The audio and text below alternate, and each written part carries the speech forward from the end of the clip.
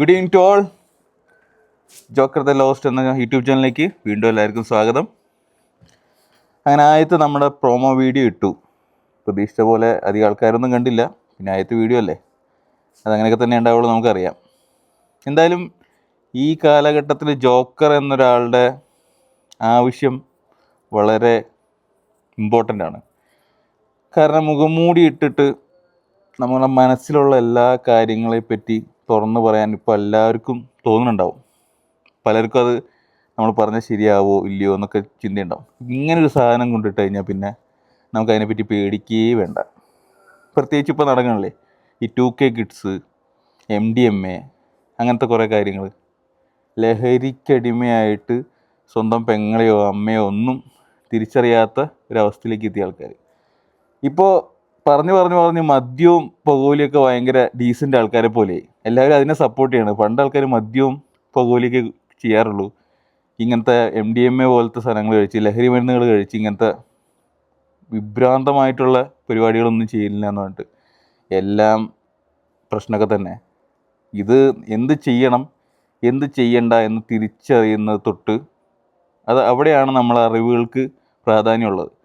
അത് നമ്മൾ ചെറുപ്പത്തിലേ പഠിപ്പിക്കണം. നമ്മൾ ഈ സ്കൂളിൽ കാണുന്ന പോലുള്ള ഇപ്പോഴത്തെ സ്ഥിരം രീതി മാറ്റി ഈ ലസാഗ ഉസാഗ എന്നൊക്കെ പറഞ്ഞ പരിപാടികളൊക്കെ മാറ്റി വെച്ചിട്ട് കുട്ടികളെങ്ങനെ പഠിക്കണം, കുട്ടികളെങ്ങനെ പെരുമാറണം.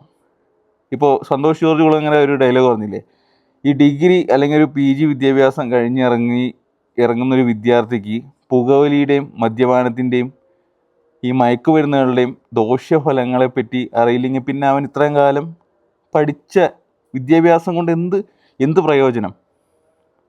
ഒരു സമൂഹത്തിൽ എങ്ങനെ പെരുമാറണം, പബ്ലിക്കായിട്ട് മൂത്രമൊഴിക്കാൻ പാടില്ല എന്നും കള്ളുകുടിച്ച് അലമ്പുണ്ടാക്കാൻ പാടില്ല, സ്ത്രീകളോട് മാന്യമായി പെരുമാറണം എന്ന് പഠിപ്പിക്കാത്ത ഒരു വിദ്യാഭ്യാസം നമുക്ക് എന്തിനാണ് ആവശ്യം?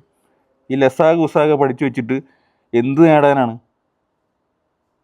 അതിനൊക്കെ നിങ്ങൾ ഈ നാട്ടിലത്തെ നമ്മളെ ഭയങ്കര ഗ്രാമം നാട്ടുരീതി എന്നൊന്നും പറയല്ല. നമ്മൾ ഫോറിൻ രാജ്യങ്ങളിൽ അത്തരം കൾച്ചറുകൾ കണ്ടുപിടിക്കണം.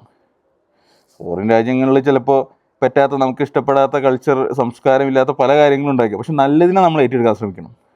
നിങ്ങൾ ചൈനയിലത്തെയോ അമേരിക്കയിലത്തെ സ്റ്റുഡൻസിനെ നോക്കുക, അവർക്ക് എക്സസൈസ്, എങ്ങനെ പെരുമാറേണ്ട രീതികൾ, ആഴ്ചയിൽ അല്ലെങ്കിൽ ഒരിക്കൽ സ്കൂൾ വൃത്തിയാക്കുന്നു, ബാത്റൂം വൃത്തിയാക്കുന്നു.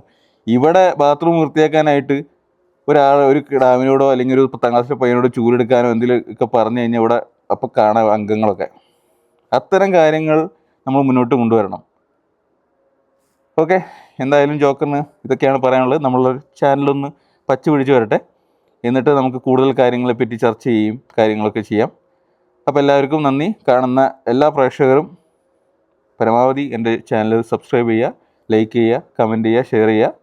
നിങ്ങൾ വരുന്ന എല്ലാ അഭിപ്രായങ്ങളും, ഇപ്പം ഞാൻ പറയുന്ന കാര്യങ്ങൾ നിങ്ങൾക്ക് യോജിക്കാൻ കഴിയുന്നില്ലെങ്കിൽ നിങ്ങൾക്കത് ചീത്തവിളിയായിട്ടോ തെറിവിളിയായിട്ടോ നിങ്ങൾക്ക് പറയാൻ കഴിയുന്ന എങ്ങനെ രീതിയിൽ നിങ്ങൾക്ക് പറയാം.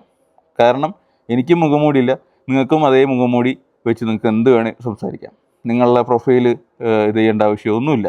നിങ്ങൾക്ക് എന്തും പറയാം, നിങ്ങളുടെ അഭിപ്രായങ്ങൾ. കാരണം ഈ സമൂഹത്തിൽ എന്തൊക്കെ നടക്കുന്നുണ്ട്, ആൾക്കാരുടെ അഭിപ്രായം എന്തൊക്കെയാണ് എന്ന് കമൻറ്റിലൂടെയും ആൾക്കാർ സംസാരിക്കുന്നതിലൂടെയും നമുക്ക് തിരിച്ചറിഞ്ഞാൽ മാത്രമേ നമ്മളെ ഭാഗത്ത് തെറ്റുണ്ടോ ശരിയുണ്ടോ നമുക്ക് മനസ്സിലാക്കാൻ പറ്റുള്ളൂ.